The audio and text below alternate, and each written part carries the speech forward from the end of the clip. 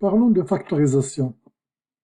Donc, la factorisation consiste à mettre en facteur, c'est-à-dire sous la forme d'un produit,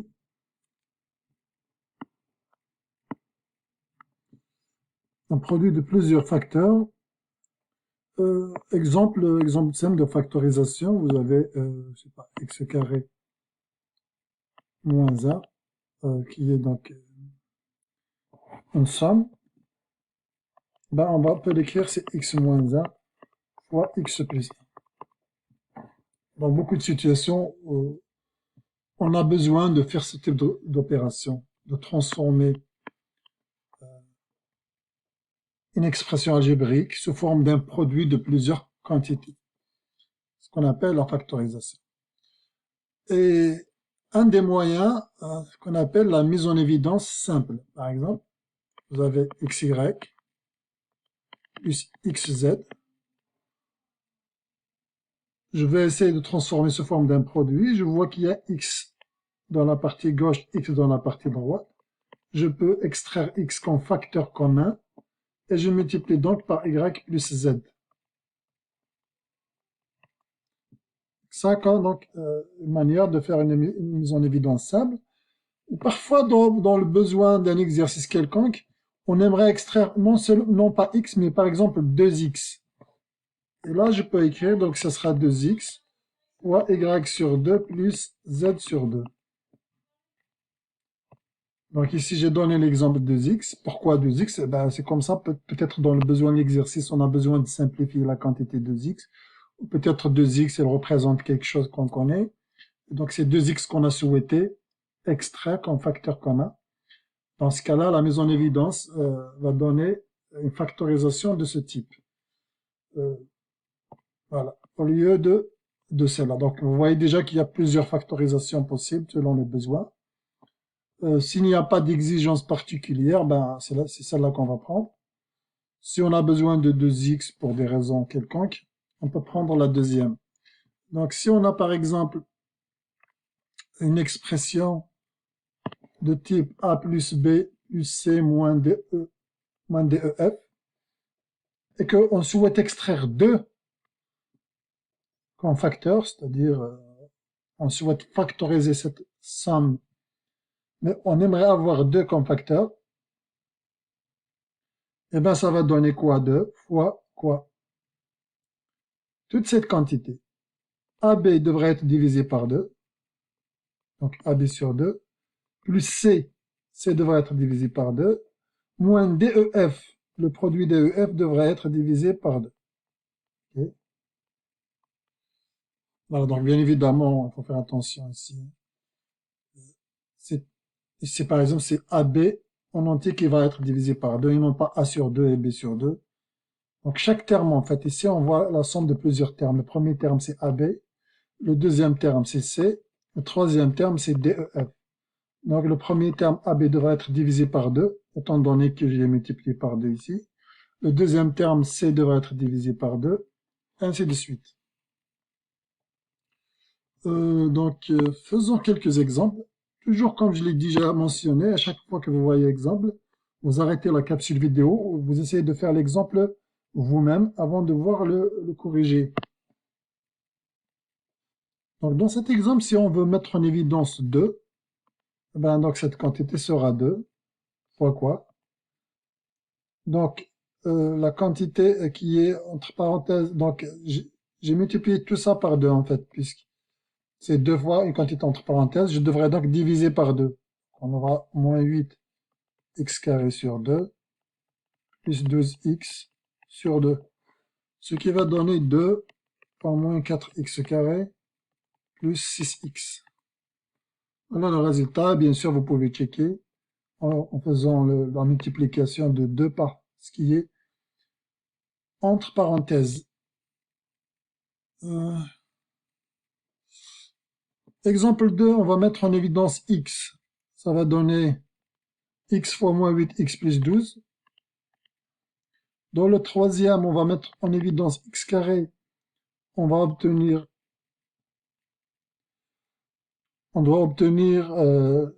pour 3 x carré fois moins 8 plus 2 sur x.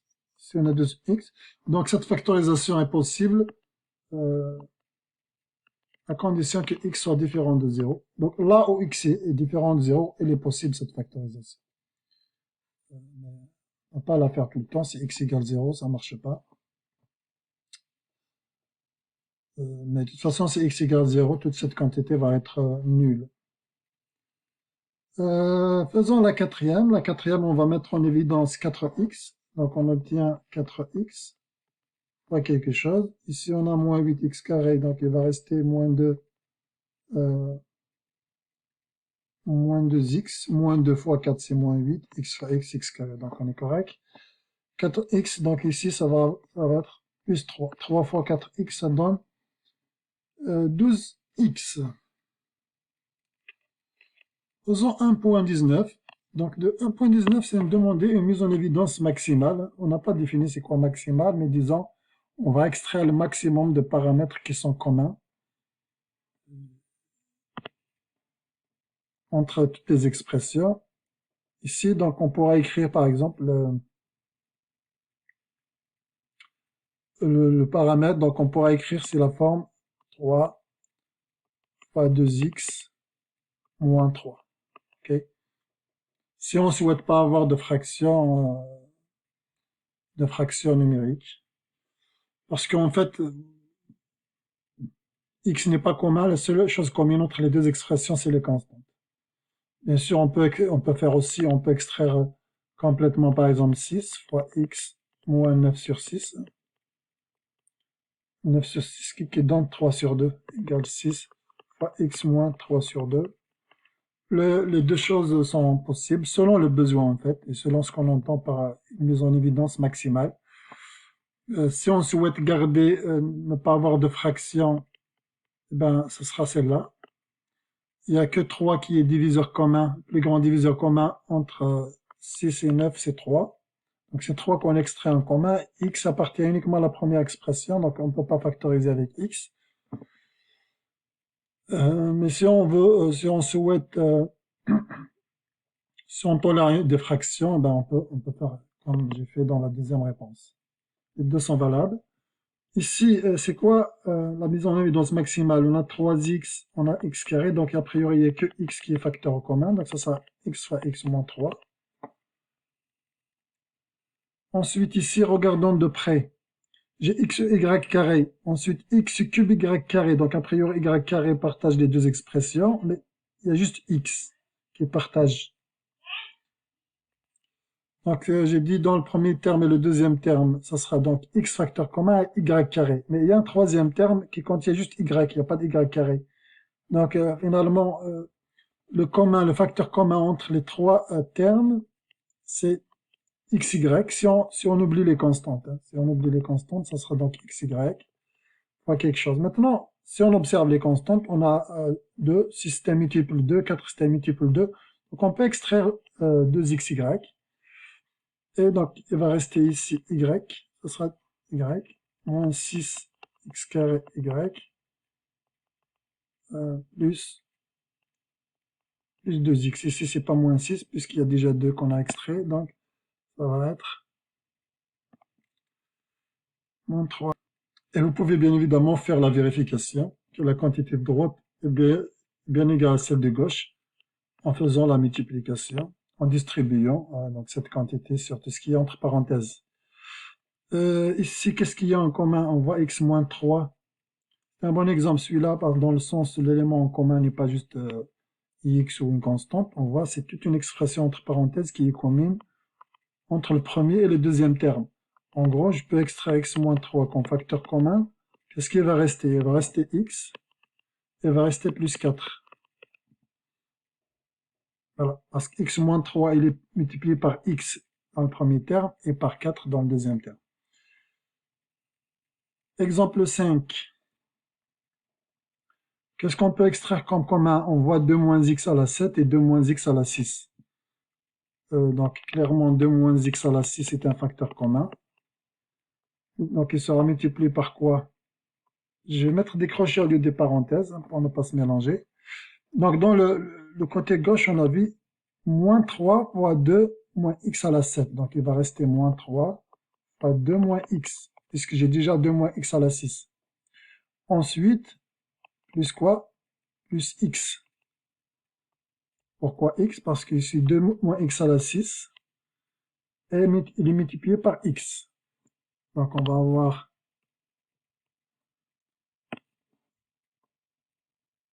donc on obtient ce qui est entre crochets, après calcul, c'est 4x moins 6. On peut continuer donc la mise en évidence simple ici, puisqu'on a la constante de 4 et 6, c'est des multiples de 2, ce qui donne le résultat suivant. Donc dans 6, on trouve x fois 4x moins 1. Maintenant pour 7, faisons le numéro 7 qui est probablement le plus difficile. Regardons de près 3 racines de x, moins, comment on peut écrire racine de x cube? On pourra l'écrire, c'est racine de x fois x au carré. Alors nous, on sait, on a vu que la racine de AB égale racine de A racine de B, à condition que toutes les quantités soient définies. Il faut s'assurer quand même que racine de A existe, racine de B existe, avant de pouvoir dire que racine de AB c'est racine de A fois racine de B. Donc en ce qui nous concerne ici, donc on a racine de x fois x carré, on pourra l'écrire comme 3 racines de x moins racine de x fois racine de x carré, à condition que racine de x existe et que racine de x carré existe. La racine de x existe forcément, puisque dès le départ, il y avait racine de x. Ça veut dire forcément x est supérieur ou égal à 0. Donc on est toujours dans les mêmes conditions que le côté gauche. X est supérieur ou égal à 0. La deuxième des choses, c'est que racine de x carré, on pourra l'écrire comme étant x. Normalement, racine de x carré, normalement, c'est la valeur absolue de x. Et c'est égal à x ici. Dans ce cas particulier, c'est égal à x car x supérieur ou égal à 0. Pourquoi supérieur ou égal à 0? Parce qu'on a déjà du côté gauche racine de x. Si c'est négatif, ça ne sera pas défini. Donc racine de x carré, ça sera x. Et là, on a racine de x comme facteur commun. En gros, on aura le résultat final, racine de x fois 3 moins racine de x carré, on a dit c'est x. Normalement, c'est la valeur absolue de x. Étant donné que x est positif, et ben c'est tout simplement x. Et voilà le résultat final. Différence de carré. Alors, la différence de carré, lorsque vous obtenez une quantité de type a carré moins b carré, on sait que c'est égal à a moins b fois a plus b. Quelques exemples. Toujours le même principe, vous pouvez essayer de mettre la vidéo en pause avant de les faire. Le premier, ça donne x moins 1 fois x plus 1. Le deuxième, vous pouvez penser qu'il n'y a pas de carré, mais toute constante positive est un carré d'une autre constante positive. Par exemple, 3, c'est un carré de racine de 3. Donc, c'est comme si j'avais en fait racine de 3 au carré moins x au carré. Donc ça, on peut l'écrire, c'est racine de 3 moins x fois racine de 3 plus x. Clairement ici, 49, c'est le carré de 7. Là, on a inversé en quelque sorte. Donc, au lieu de commencer par 49 moins x carré, mais le principe c'est le même. Donc, ce sera 7 moins x fois 7 plus x. Voilà. Après, ça dépend si on veut utiliser l'écriture standard des polynômes, par exemple, en commençant par le degré le plus élevé, on pourra écrire moins x plus 7 fois x plus 7. Mais le premier résultat, c'est une bonne réponse. Deuxième, pareil, on a 25, c'est le carré de 5. Ici, on a 16x carré, mais 16x, on peut écrire 16, c'est le carré de 4 aussi. Donc, c'est la même chose que 25 moins 4x, le tout au carré. Et donc, la différence de carré, on l'applique. 25, c'est 5 au carré, donc c'est 5 moins 4x fois 5 plus 4x. X carré moins 9, x4 moins 9. Ça c'est intéressant parce qu'on n'a pas au carré, mais on a puissance 4. Mais puissance 4, c'est la même chose que x2, le tout au carré, moins 9. Et 9 c'est 3 au carré. 9 c'est 3 au carré.